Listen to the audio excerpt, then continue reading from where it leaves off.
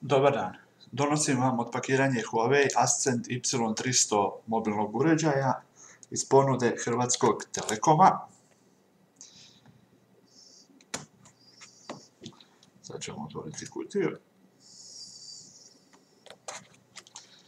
Ovako, izgled kutije, specifikacije uređaja, 4-inčni ekran rezolucije 800x480, odnosno 480p wide, 5 megapikselna kamera, dvojezični procesor Cortex A5 arhitekture na 1 GHz, 512 MB RAM-a, Android Jelly Bean 4.1,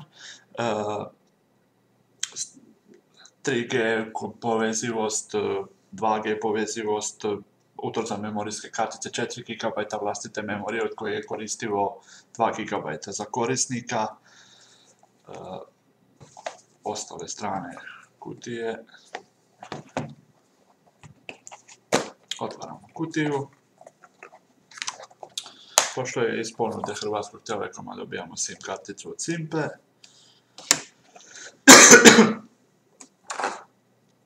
Imamo uređaj, kao što vidite dolazi u zaštitnoj vrećici.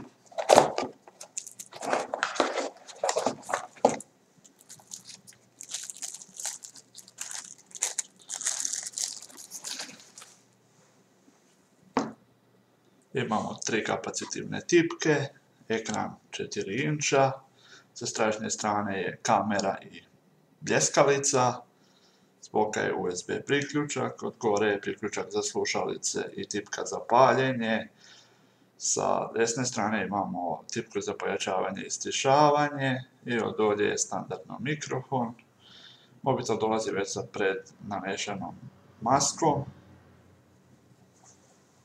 Stavljamo ga sa strane. U kutiji još dolazi i uputstva, vodič za brzi početak. Stiže jamstveni list od Huawei-a, dolazi baterija od 2020 mAh, 3,8 V, 7,7 Wh.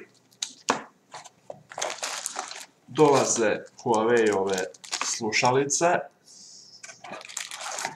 dolazi USB na mini USB, odnosno mikro USB kabel i dolazi adapter za punjenje sa jednim USB priključkom. To je više manje od ovog unboxinga to.